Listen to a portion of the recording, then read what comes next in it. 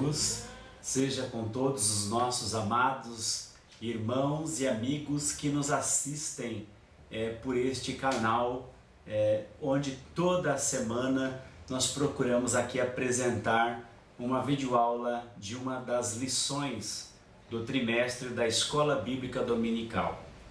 Nós chegamos já à lição de número 11, não é? Já estamos muito perto de terminar este trimestre, porém vai nos deixar saudades, porque estamos aprendendo excelentes lições no trimestre. A lição de número 11 é também de suma importância, porque continua inserida no contexto da lei, do decálogo, e nós aprendemos aqui muita coisa. O título da lição é Não darás falso testemunho. E antes mesmo de ler o versículo ou o texto áureo, eu queria ler Mateus 12:36, que na verdade é também um texto áureo. Ele diz: mas eu vos digo que de toda palavra frívola que os homens proferirem, hão de dar conta no dia do juízo. Jesus já estava dizendo: toda palavra frívola que sair de nossa boca, nós teremos que dar conta em juízo. É como se dá, não é? No momento em que qualquer pessoa vai ser presa, nós vemos isso muito nos filmes americanos, o policial tem que disser à pessoa que está sendo presa, quando tenta se justificar, ele precisa dizer: olha, tudo quanto você disser pode e será usado contra você no tribunal. Então, o que eles estão dizendo nada mais é do que aquilo que o próprio Senhor Jesus também está falando, que na verdade, tudo quanto nós dissermos, toda palavra frívola que sair da nossa boca, nós teremos que dar conta dela em juízo. Então, explica praticamente tudo o que precisamos falar aqui nesta aula hoje. Não darás falso testemunho, que é o 9º mandamento.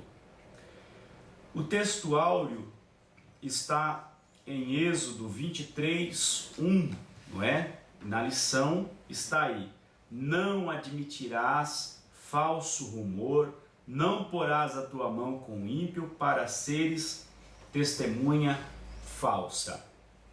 Ora, nós acabamos de ver aí a questão do matar, do adultério, quando a pessoa é trazida e pode ser dado um falso testemunho, também para que alguém morra. Então, não dar falso testemunho tem justamente a ideia de preservar a honra da pessoa e também impedir que alguém numa malignidade dê um falso testemunho contra outro, querendo que este seja apedrejado, seja punido pelo exercício da lei, e isso poderia acontecer. Então, já que eles estão falando de lei, já que estamos abordando a lei, seria isso no decálogo ou nos 10 mandamentos, o cuidado é que ninguém, se valendo da lei, consiga fazer que alguém morra, porque existem regras claras onde era permitido o apedrejamento, não é? A execução daquele que está praticando o delito, que não é permitido pela lei.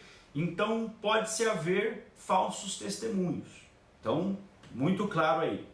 A lição bíblica em classe é Êxodo 20:16, Deuteronômio 19, do 15 ao 20. E nesta aula nós apresentaremos o 9º mandamento, ressaltando que Deus proíbe a mentira, o mexerico, o testemunho falso contra o próximo, tanto no dia a dia como nos tribunais. Então, primeiro, queremos tratar a abrangência e o objetivo do 9º mandamento. A abrangência, ela tem abrangência da vida diária. Deuteronômio 17:13, vamos ler? Deuteronômio 17:13.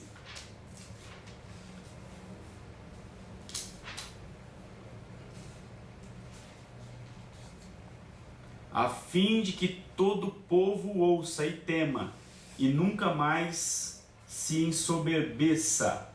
Então, é para todo o povo, para a vida diária, para a vida comum. E Levíticos 19:16, vamos ler o que está escrito em Levíticos 19, versículo 16. Não propagarás mexericos no meio do teu povo, não conspirarás contra a vida do teu próximo, eu sou o Senhor. Então, o 9º mandamento tem essa abrangência de todo o povo, não é? Do povo em si. Tem também o cuidado de não haver um rompimento da aliança de Deus com o homem, do homem para com Deus e do homem para com o seu próximo, não é? Essa é a ideia, para que não se rompa a aliança dessas partes. Logo, nós temos o objetivo então desta lei: defender a honra.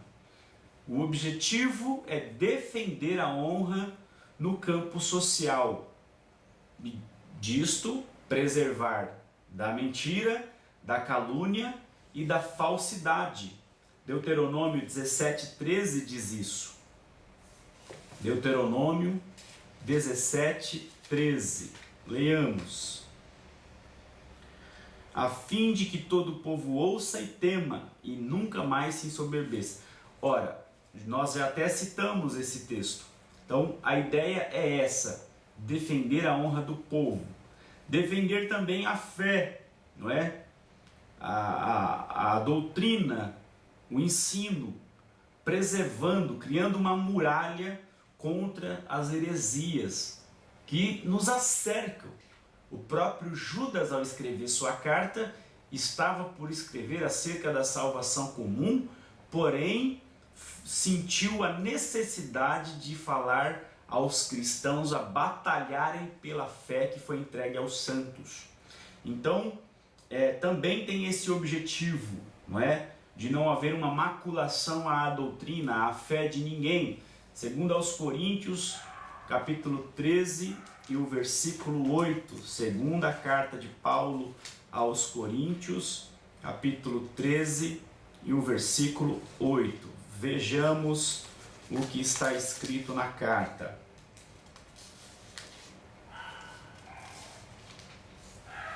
Diz o seguinte: pois nada podemos contra a verdade, senão em favor da verdade. Então, era o cuidado apostólico, o zelo, não é?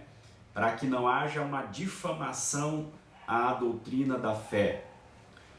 O contexto, nós temos no hebraico aí a questão da justiça, não é?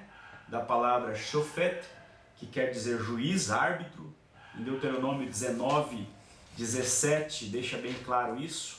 Deuteronômio 19:17, ele diz: então as duas pessoas que tiverem a demanda se apresentarão perante o Senhor, diante dos sacerdotes e juízes em exercício naqueles dias. Ora, havia necessidade de apresentar as pessoas diante do Senhor, na presença de Deus, perante os juízes, não é? Essa questão é fundamental, não apenas ser submetido a juiz ou a juízo, mas também estar submetido ao Senhor Deus, não é? Isso é tão importante, muito importante também para os nossos dias, para a atualidade. Então concluímos que a finalidade do 9º mandamento é erradicar a mentira, a calúnia e a falsidade, não é? Tudo isso era para preservar a pessoa no seu convívio social, para que não houvesse essa difamação, essa calúnia, não é? Contra alguém, tendo a possibilidade de que a pessoa morresse ou sofresse algum dano quando fosse apresentado em juízo.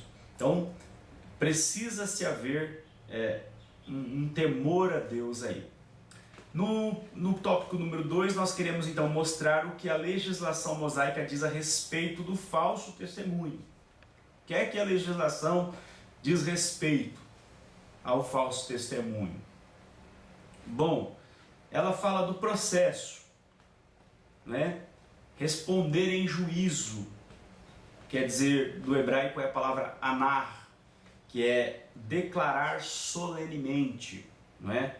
Responder em juízo é declarar solenemente, tanto a favor como contra alguém, não é?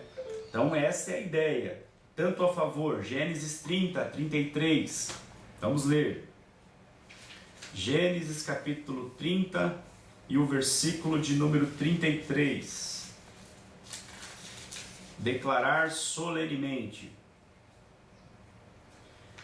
Diz o texto: assim responderá por mim a minha justiça no dia de amanhã, quando vires ver o meu salário assim exposto diante de ti. Tudo o que não for salpicado e malhado entre as cabras e negro entre as ovelhas, esse, se for achado comigo, será tido por furtado. Então, falar solenemente pode ser a favor de alguém, mas também pode ser contra. Segundo o livro do profeta Samuel, no capítulo 1 e no versículo de número 16, diz o seguinte: disse-lhe Davi: o teu sangue seja sobre a tua cabeça, porque a tua própria boca testificou contra ti, dizendo: eu matei o ungido do Senhor. Então, essa declaração solene pode ser tanto a favor como pode ser contra. Isso no contexto. O falso testemunho, que vem da palavra hebraica emedshá, que está em Deuteronômio 5:20, tem a questão do testemunho vão, não é vazio, da onde se origina essa palavra. É uma declaração conscientemente falsificada, tem toda essa ideia, não é? Então devemos ter muito cuidado. É um testemunho vão, vazio, não é? Ela é conscientemente falsificada, uma declaração falsa de consciência. Devemos tomar muito cuidado, porque a pessoa está imbuída de malignidade ao fazer tal coisa, não é? De atacar a honra de alguém conscientemente. Devemos tomar muito cuidado. Ainda existem leis no nosso país que trazem imputações a esse crime, não é? Não é só no Antigo Testamento ou na Bíblia Sagrada, mas em todos os países existem leis relacionadas a isso. Quem é o próximo aí? Levíticos 19:18 fala sobre isso. Levíticos 19:18. Vamos dar uma olhada. No próximo, Levíticos 19:18. Não te vingarás, nem guardará ira contra os filhos do teu povo, mas amará o teu próximo como a ti mesmo. Eu sou o Senhor. O próximo no Antigo Testamento lá era o vizinho, o judeu vizinho, amigo, parente, não é? Quando nós vamos ao Novo Testamento, a Jesus, Jesus também resume o mandamento em dois, e ele diz que o primeiro é amar ao Senhor Deus de todo o teu coração, de todo o teu entendimento, toda a tua força, e o segundo, semelhante a este, e ao teu próximo como a ti mesmo. Ou seja, ele generalizou o próximo para toda a humanidade, não é? Ele considerou qualquer pessoa pode ser o meu próximo. Desde que nós lemos também Lucas capítulo 10 e o versículo 36 e 37, alguns já conhecem, mas é bom nós lermos, não é? Lucas 10, 36 e 37, quando ele foi indagado: quem é meu próximo? E por fim ele diz lá: qual destes três te parece que foi o próximo daquele que caiu nas mãos dos assaltantes? Ele disse: o que usou de misericórdia para com ele. Disse Jesus: vai e faze da mesma maneira.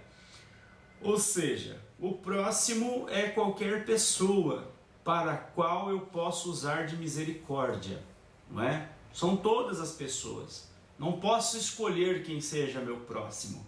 Não posso dizer que o samaritano não é meu próximo, não é? Só porque eu odeio o samaritano, porque eu entendo teologicamente que eles foram misturados, então eu digo que eles têm demônios. Não, não. O próximo pode ser qualquer pessoa. O próximo pode ser alguém que talvez eu acho que não deveria me dar a mão, e ele estende a mão. Então, devemos tomar muito cuidado com relação a isso. Levíticos 19:34, ele acabou abrangendo, né? Nós temos a abrangência lá na lei, inclusive, 19:34, dizendo o seguinte: como natural entre vós será o estrangeiro que peregrina convosco.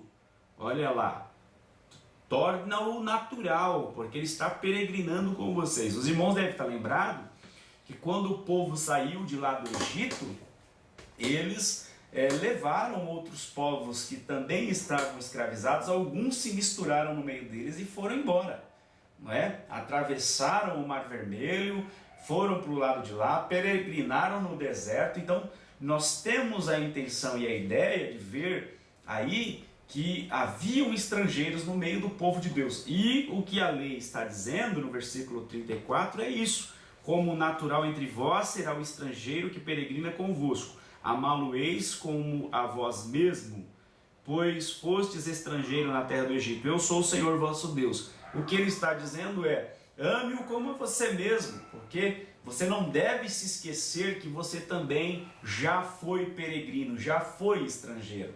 Então, a ideia de Jesus nos dizer de nos amarmos, amar o próximo como a nós mesmos, é essa ideia, é essa conotação. Ame o teu próximo como a ti mesmo, porque você sabe que você também já foi estrangeiro. Você sabe que você também já foi pecador.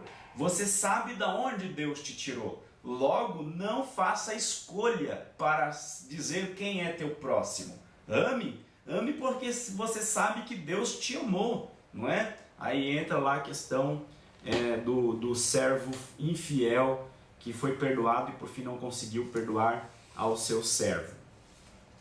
Então tem essa questão. Logo aqui nesse ponto nós percebemos que o falso testemunho fere o próximo e principalmente a Deus, porque Deus foi quem criou todos os homens, não é? E o homem atacando o homem, querendo destruir a imagem do outro homem, fere os princípios divinos. O que o Senhor Deus deseja é a salvação, né? A salvação da humanidade. Bom, devemos agora então também ressaltar que o Deus verdadeiro deseja tão somente a verdade. A verdade é o que o Senhor Deus deseja. Já que ele está condenando, dizendo para não dar falso testemunho, o que ele quer é a verdade, não é? No Antigo Testamento, a verdade tem total contraste com a mentira. Deuteronômio 13:14. Vamos ver.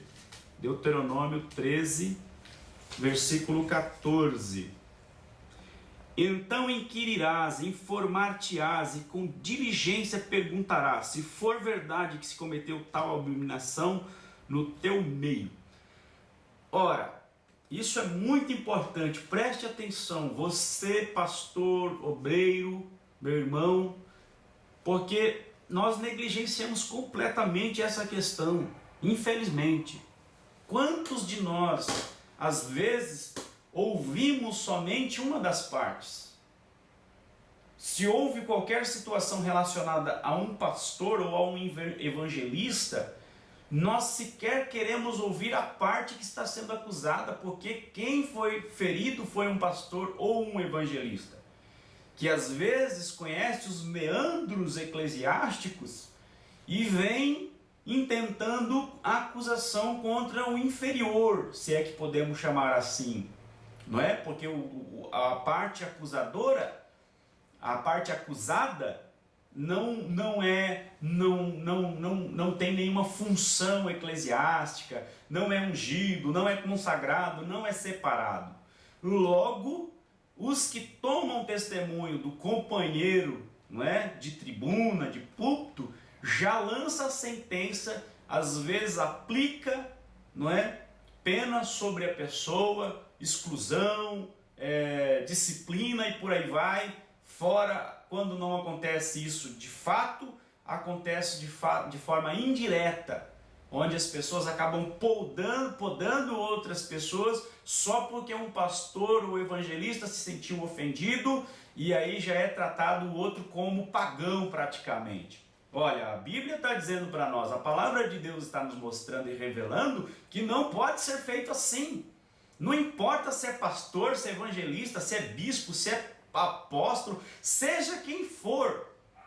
Moisés estava dizendo claramente, não faça isso, não faça isso, vá lá ouvir as partes, vá ouvir, vai procurar, vai pesquisar para saber, porque você pode causar morte, pode morrer alguém por negligência de querer averiguar os fatos. Quantas pessoas estão mortas espiritualmente em nosso meio porque foram condenadas injustamente? Injustamente. O que o Senhor Deus quer no Antigo Testamento é a verdade. E do hebraico vem a palavra emet e a palavra emuná, que quer dizer verdade, firmeza, fidelidade e por fim a fé. São palavras que estão juntas, emet e emuná. E tem a ideia da firmeza, do aguentar firme, do segurar. Inclusive Abacuque capítulo 2, versículo 4, onde aparece a palavra emuná, traduzida por português como fidelidade. E não existe no Antigo Testamento tradução para o português para a palavra como fé. Não é? Se eu não estou enganado, existem 17 aparições da palavra emuná no Antigo Testamento, e só no Abacuque 2,4 ela é traduzida como fé para o português, mas ela quer dizer fidelidade. Tem também a palavra amém, que também é usada no grego, e ela quer dizer em verdade, verdade, não é? Assim seja. E nós temos o próprio Deus, que é o Deus da verdade, não é? Ele é o Senhor da verdade.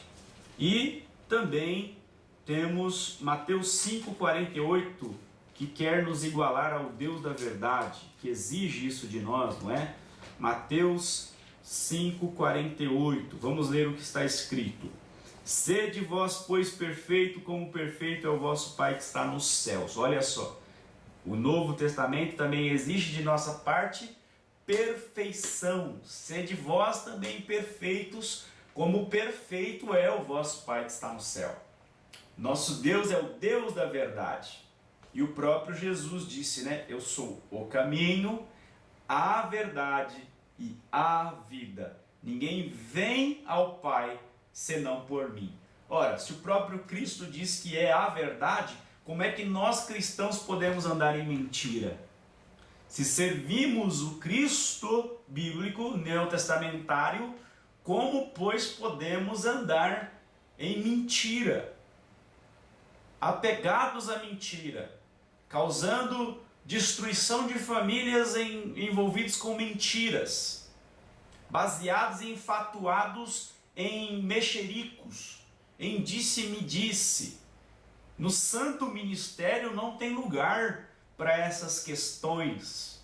Por isso existem muitos por aí que já não querem mais congregar, já não querem mais igreja. Ontem eu estava escutando um programa na rádio e dos pedidos de oração eles foram citando fulano de tal congregação, fulana de tal igreja, daqui a pouco fulana de tal sem igreja, e outro, daqui a pouco outro sem igreja.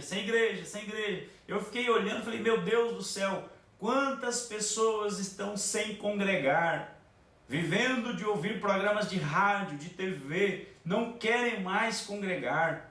E a gente pode tentar dar qualquer explicação desconexa, sem nexo algum, tentar taxá-los.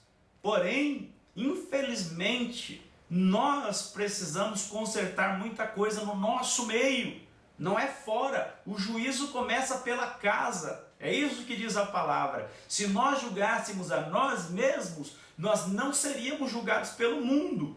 Se nós resolvermos os nossos próprios problemas, não precisamos ir a tribunais para resolvê-los. É o que a palavra diz. Mas infelizmente, nós estamos tendo entre nós pessoas que estão em si mesmadas, enfatuadas em si mesmas, baseadas no seu egoísmo, não conseguem mais ouvir ninguém, não têm mais paciência com ninguém. e vão lançando juízos sem ouvir, sem escutar, sem visitar, sem sentar com a pessoa, já se faz juízo. Que o Senhor Deus tenha misericórdia de nós, meus irmãos, porque nós temos um número gigantesco de pessoas que não conseguem mais se congregar. Pois bem, ainda temos no Novo Testamento a palavra aletheia, não é? Que vem origina-se do letô, que é não oculto, não escondido. O a antes do letheia tem essa ideia do não é? Não encobrir, não ocultar.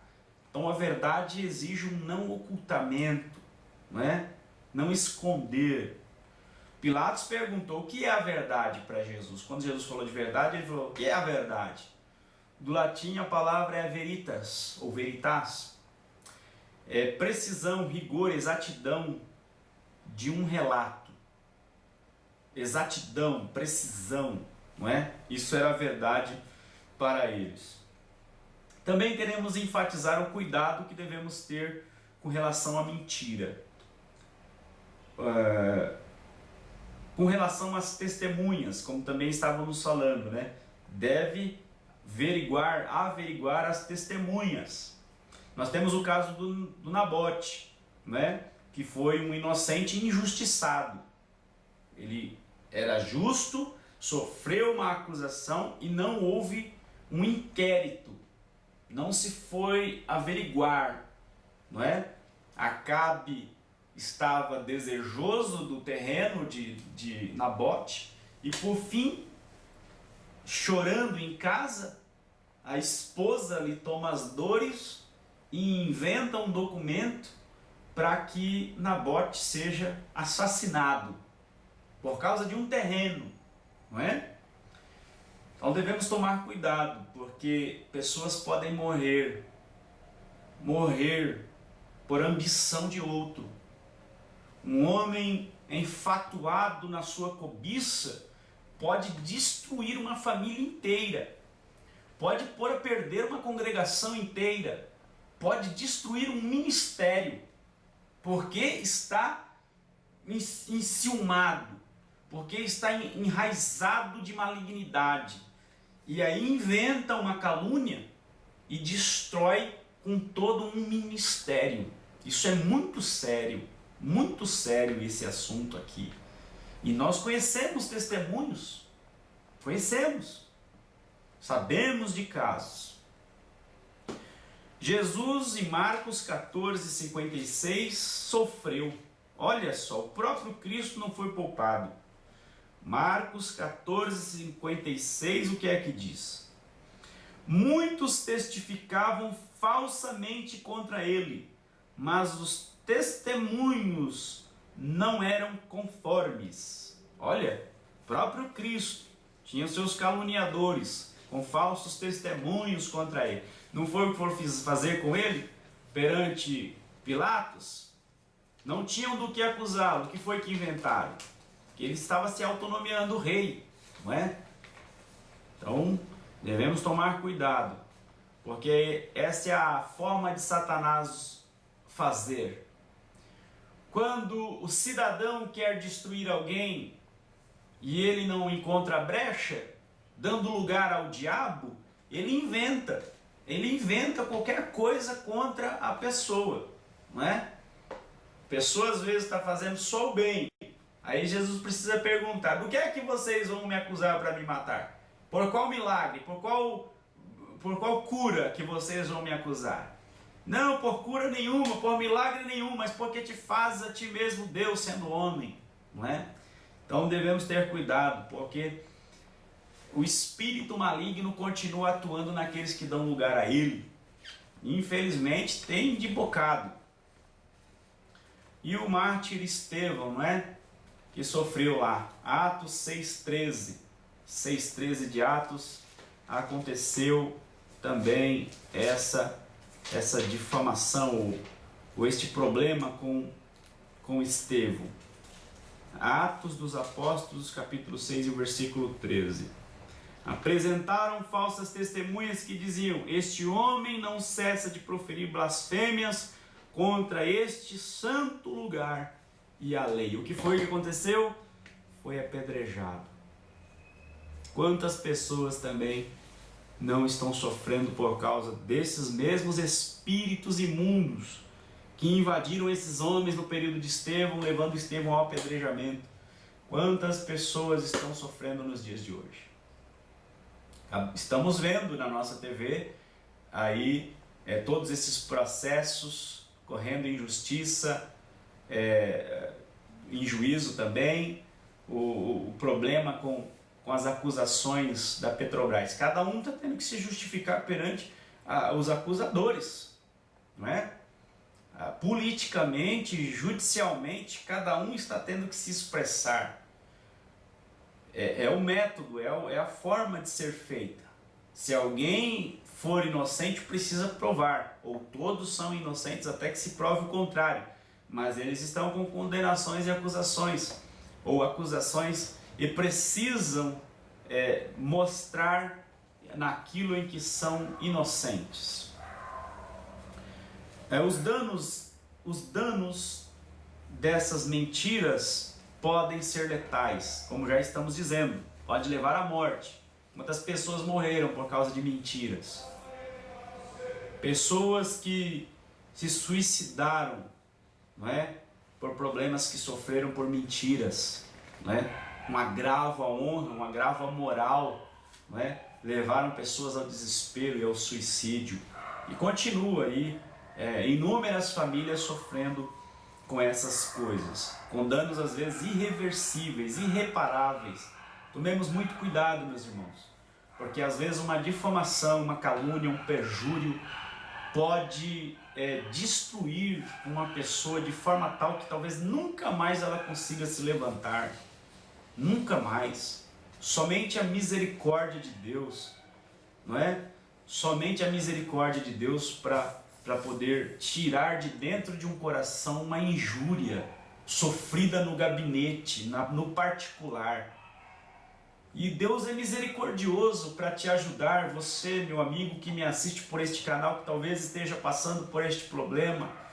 O Senhor Deus é poderoso para tirar do coração toda mágoa, todo problema causado. O Senhor Deus é restaurador de sorte. Restaurará a tua sorte, é a palavra de Deus. Ele é poderoso também para lhe ajudar. Não importa o que tenha acontecido, nós temos ao nosso lado o nosso grande e poderoso juiz, que ainda temos ao seu lado o nosso advogado, não é?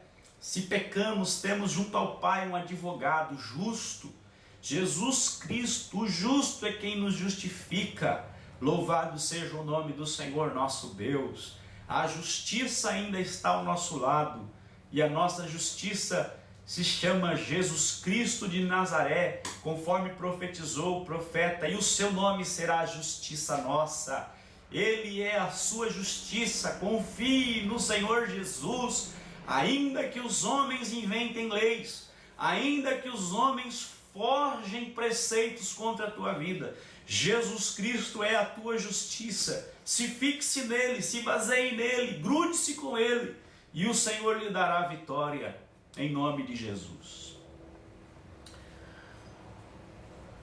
Os danos são letais. A aplicação devia ser do talião, né? A lei de talião. Aquilo que o acusador intentava fazer com o acusado, se descoberto que era uma mentira, o acusador deverá sofrer aquilo que ele intentou contra o acusado. Estava tentando causar a morte de alguém numa calúnia, ele deveria morrer. Estava tentando causar um aprisionamento de quem estava sendo caluniado e descoberto a verdade, ele é quem deverá ficar preso.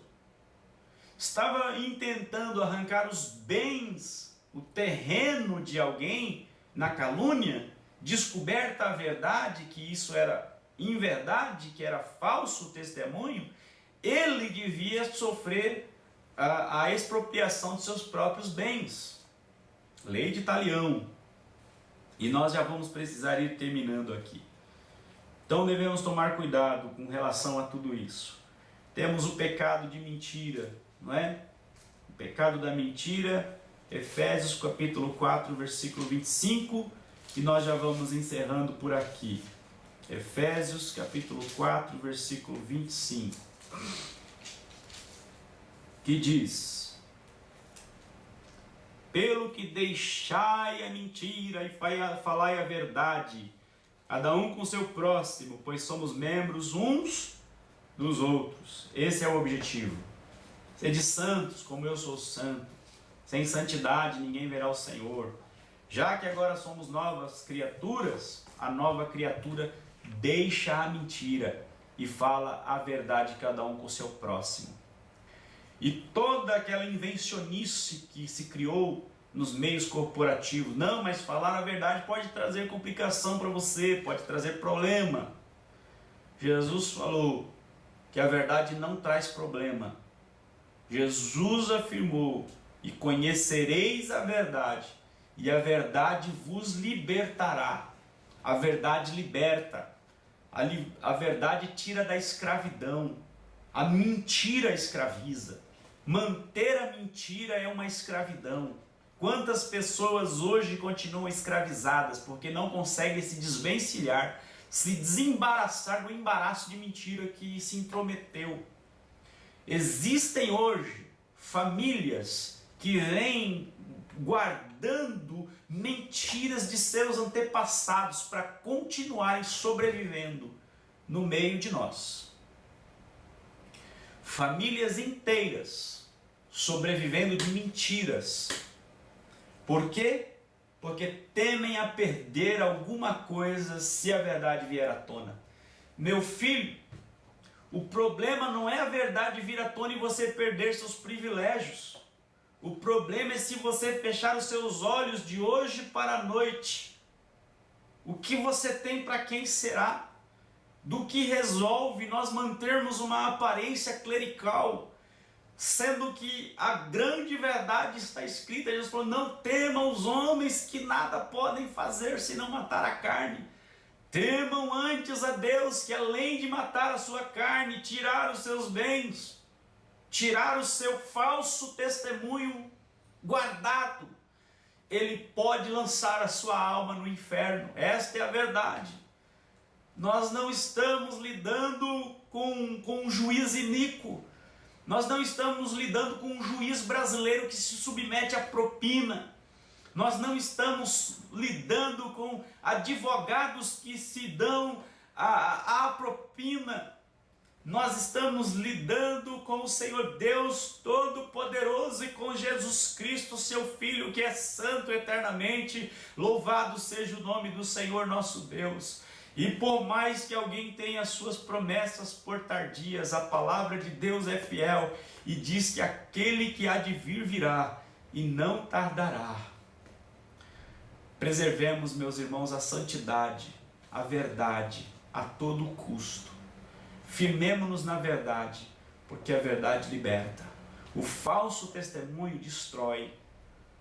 A calúnia, a injúria, tudo isso podem destruir a honra, macular a imagem de alguém. Porém, nós fomos chamados para a edificação. Nós devemos tomar cuidado sobre o que dissemos, porque nós devemos dizer aquilo que causa edificação em quem ouve. Foi para isso que Jesus nos chamou. A igreja precisa promover a edificação e não a mentira, não o mexerico, não o falatório, não o burburinho. Nós devemos falar aquilo que vai prover edificação. Foi para isso que Deus nos chamou. Uma ótima aula. Que Deus em Cristo lhe abençoe. Em nome do Senhor Jesus, a graça do Senhor Jesus seja com você, com a aula, com a classe, com a igreja, em nome de Jesus. Amém e amém.